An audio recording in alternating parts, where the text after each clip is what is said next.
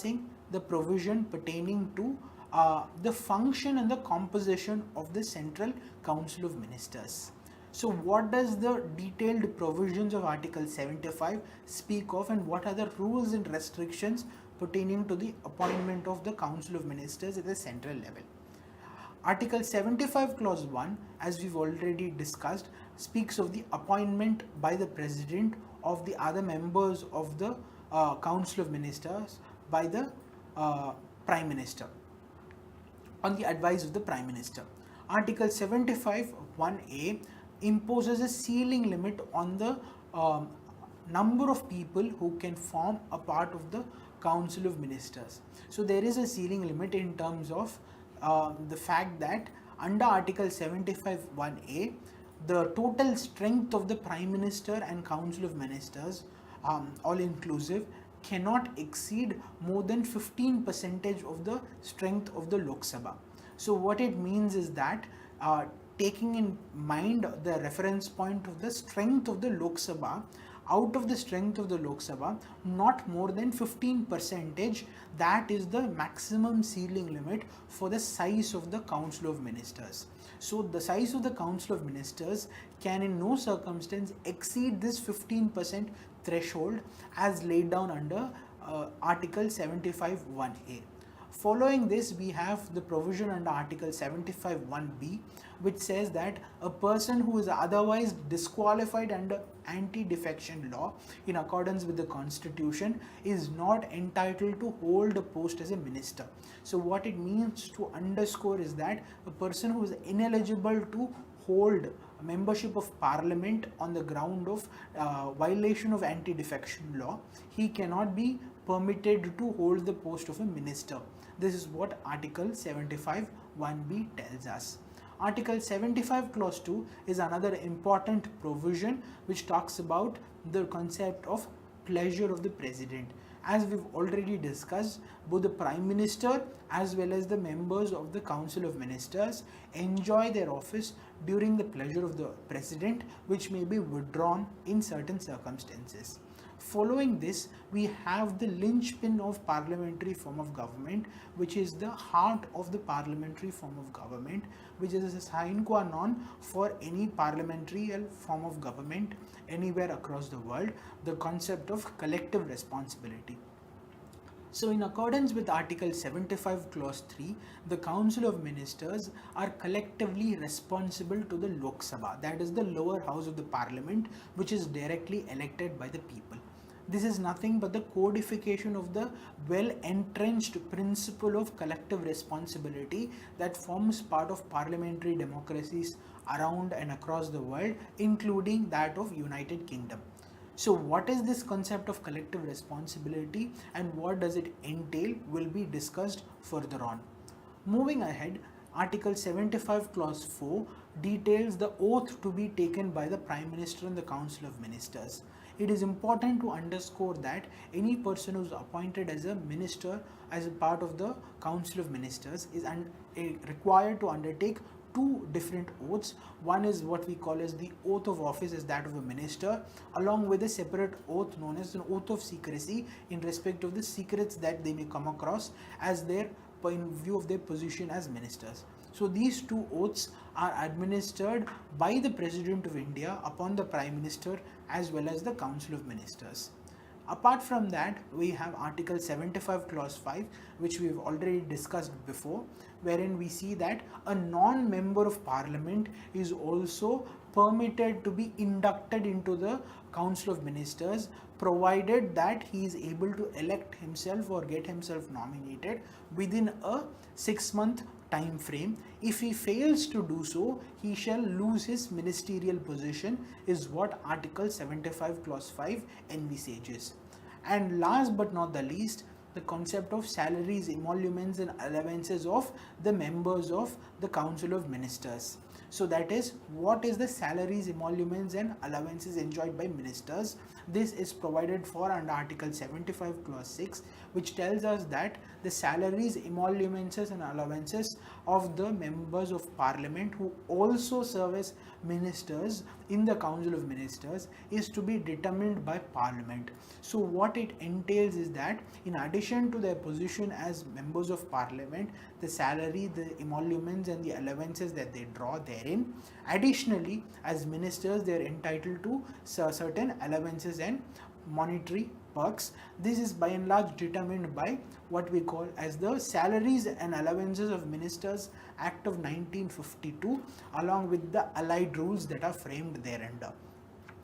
So this winds up our discussion on the function and composition of the Central Council of Ministers. So moving ahead, we will be discussing the roles and responsibilities of the ministers, particularly the concept of collective responsibility, how it operates in contradistinction to individual responsibility. When we speak of the role of ministers and the responsibilities of ministers, it can be bifurcated under two heads. One is the well-known principle of collective responsibility that is codified under Article 75 Clause 3 of the Constitution. On the other hand, we have the concept of individual responsibility. What does each of these two concepts mean is what we will be taking up for discussion further on. Number one, the concept of collective responsibility.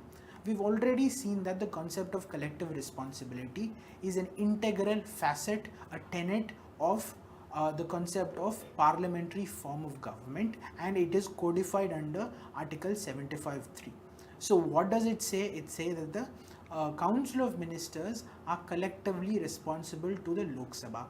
What it means is that at all times the Prime Minister and the Council of Ministers are answerable and are held accountable and are liable to be questioned before the lower house, which supports or which backs up the government. It is based upon this backing, this support, that the Prime Minister and the Council of Ministers are empowered to conduct and rule or govern the nation. So what it means is that all the ministers are jointly responsible for their acts of commission as well as omission. So this underscores the basic tenet of the principle of collective responsibility, which states that the Prime Minister and the Council of Ministers either swim together or sink together. So what it entails is that in any case wherein a no confidence motion is successfully passed against a particular ministry, the entire Prime Minister and the Council of Ministers have to resign. This includes the members who are part of the ministry as Rajya Sabha members. So once the Lok Sabha loses faith in a Prime Minister and a Council of Ministers, the entire bunch has to go, they have to resign. So what are the other facets of the concept of collective responsibility? So it entails that cabinet decisions that are taken by a cabinet, which is a subset of the Council of Ministers, which we will be discussing subsequently, is binding on all cabinet ministers and other ministers, even if they differed in the cabinet meeting. So what it means is that once a policy decision is taken by the cabinet as a whole, it means that everybody, every member of the cabinet as well as the other members of the Council of Ministers are expected to back up, support and fall back on the aspects that are taken as a decision within the Council of Ministers or the cabinet. So what does it entail? It means that they have the duty to stand by all the cabinet decision even if they are not in agreement. However, if they fundamentally and very strongly disagree with the decision that is taken by the cabinet, then any such individual minister is empowered or is given the leverage to resign from his office if he does not intend to get the concept of collective responsibility. If he does not do so, even if he differs or even he has a dissenting opinion, as a whole the cabinet will be held liable or accountable by the Lok Sabha for its decision. Moving ahead, what is the other facet of the concept of responsibility of ministers? That is individual responsibility. Individual responsibility is a concept that is not explicitly codified under the Constitution. On the other hand, it is implicit within Article 75 in terms of the doctrine of pleasure. So what it means is that though all of the ministers of the Council of Ministers are collectively responsible jointly, individual actions, improper functioning or mismanagement can be taken to task, and individuals can be removed from their position as ministers by applying the principle of individual responsibility. So what it entails is that the prime minister is empowered to swap, to switch over, or to replace any particular minister within his council of ministers who is not functioning up to the mark, or who has lost the confidence of the prime minister, or who is involved in any other form of wrongdoing. So in all such circumstances, that individual member of the council of ministers, that individual minister alone can be shunted out in accordance with this principle of doctrine of pleasure and individual responsibility. So on the ground of dissatisfaction of performance of a minister or difference of opinion as well, the prime minister can ask either the particular erring minister or underperforming minister to voluntarily resign, and if he fails to do so, he can get the president to dismiss that particular underperforming or erring minister. So this is the facet of what we call as individual responsibility within the parliamentary form of government. Moving ahead, what is the classification of ministers within the Council of Ministers? We see that when we speak of the categories, there are three broad categories that we can see and comprehend in terms of the classification. At the topmost level, we have the cabinet ministers, followed by that we have the ministers of the state, and last but not the least, we have the concept of a deputy minister. So each system of council of ministers contains an admixture of all of these three categories of ministers, encompassing cabinet ministers, ministers of state, as well as deputy ministers. So what is the difference in terms of the three categories? The three categories are different in terms of their ranks, their importance and political relevance, as well as their emoluments. So we can clearly see that this is a descending scale, with the cabinet ministers at the top having the highest rank, highest emolument and highest political importance and significance, followed by the ministers of state, and lastly the deputy ministers who are at the bottom of this rank of or categories of ministers. So when we look at the concept of cabinet ministers, what is their roles and responsibilities, and how does cabinet ministers differ from ministers of state and deputy ministers? So first things first, cabinet ministers are usually ministers who are entrusted with important ministries, particularly such as Ministry of Home, Defense, Finance, External Affairs, etc. And all the members of the rank of cabinet ministers are also members of the cabinet, and they are entitled to attend the meeting as well as the policy making decisions of the cabinet. So as a member of the council of ministers with cabinet rank, you are automatically guaranteed access into cabinet meetings, specifically speaking. After this, we have the concept of ministers of state. So what does the concept of ministers of state entail? It means that ministers of state are one rank below the concept of cabinet ministers, and ministers of state can be of two subclassifications. One, ministers of states with independent charge, and the second is ministers of state who fall within the or under the command of a cabinet minister. So usually, depending upon whether a person is a minister of state with independent charge or he is a minister of state attached to a cabinet minister, his reporting, his power and function varies. So as the name itself indicates, a minister of state with independent charge does not report to any particular cabinet minister, but still he is lower in the rank in comparison to a cabinet minister. On the other hand, a minister of state who is attached to a cabinet minister is either entrusted a part of the function of that particular cabinet minister's ministry, or he is allocated a subset of the works. What it means is that he is working under the command and is answerable to his superior minister, who is the cabinet minister, if he is a minister of state who is attached to the cabinet. And last but not the least, we have deputy ministers who are at the bottommost rung of this hierarchy. So a deputy minister is never given independent charge, and he is always attached to either cabinet ministers or ministers of state, and their function as deputy ministers is to assist the cabinet ministers and the ministers of state. And both the ministers of state as well as the deputy ministers are not part of the cabinet and do not attend the cabinet meetings. However, if the need arises, both deputy ministers and ministers of state can be specifically invited for particular cabinet meeting if a particular policy decision has an implication upon their particular portfolio or their particular ministry for which they are in charge. So the name in itself is a clear-cut criterion which draws the demarcation that cabinet ministers are alone part of the cabinet, and ministers of state and deputy ministers do not get access and are not part of the cabinet.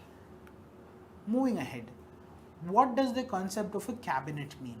Because of the threefold classification of ministers that we have seen into cabinet ministers, ministers of state and deputy ministers, it is important to understand what does a cabinet mean. Essentially, a cabinet is a smaller body comprising of a limited number or a chunk of the total members of the Council of Ministers.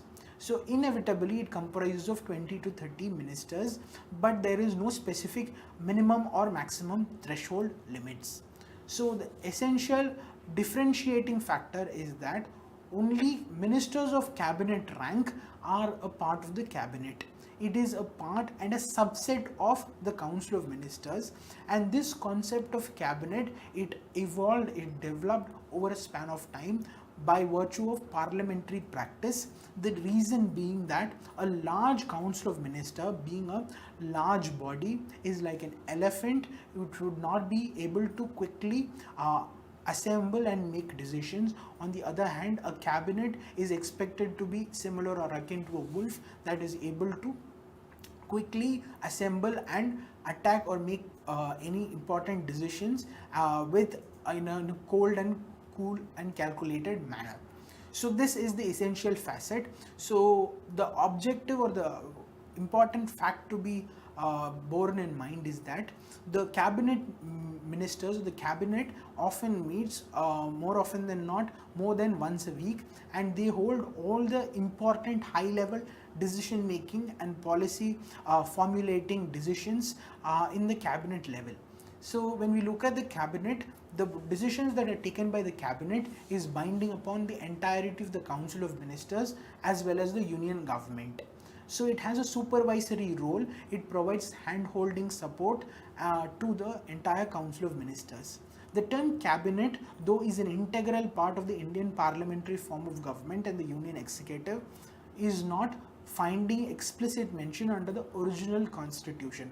The term cabinet was subsequently added to the constitution and defined after the 42nd amendment, particularly in the context of the declaration of emergency under article 352, wherein it was said that the term cabinet means the prime minister and other ministers of the Council of Ministers who are of cabinet rank or status.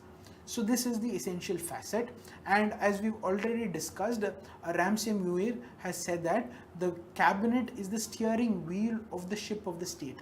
So it underscores the relevance of number one, the Council of Ministers in guiding government, and number two, the control room of that ship, that is the cabinet, which plays a more important additional role in terms of decision making.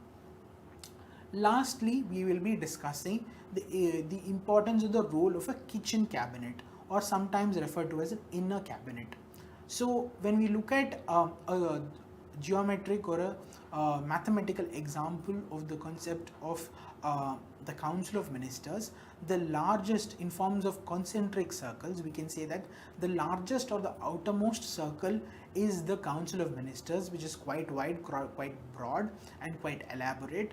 Within that broader circle of the Council of Ministers lies a sub-circle which is the cabinet, and within the cabinet circle lies another concentric circle, that is the kitchen cabinet, which is a super small, super specialized subunit of the cabinet itself. So as we've already understood, what does the concept of a kitchen cabinet or an inner cabinet mean, and how does it differ from a typical cabinet? So in terms of modern decision making and modern governments, we see that even the cabinet structure is quite broad, quite big and quite large, and it may not be able to take quick decisions with surgical precision which may be required in certain times. So in order to do that, the concept of a kitchen cabinet has evolved, or an inner cabinet has evolved. So this concept of an inner cabinet or a kitchen cabinet is an extra constitutional system that does not have any constitutional backing, but in practicality plays a very important role, particularly in countries where due to political or other reasons the cabinet size is quite large, which may stifle, which may scuttle quick decision making by the cabinet. The objective of a kitchen cabinet is to ensure quick, efficient and robust decision making, while at the same time maintaining secrecy in important political matters. So as the name itself indicates, a kitchen cabinet is sometimes referred to as a zone or a region wherein the decisions are cooked and placed before the formal cabinet for proper formal approval. This concept of a kitchen cabinet exists not only in India but also in countries such as the United States of America as well as Great Britain, and has primal role, particularly in terms of important, sensitive as well as sometimes controversial decision making that may be necessitated in the broader context of government policy. So with this, we broadly wind up our discussion on the Union Executive, comprising of the Prime Minister and the Council of Ministers, and their role and relevance, responsibilities as well as the function within their Indian constitutional framework and its various limbs, including the cabinet as well as the kitchen cabinet. We will see you in the next module. Thank you.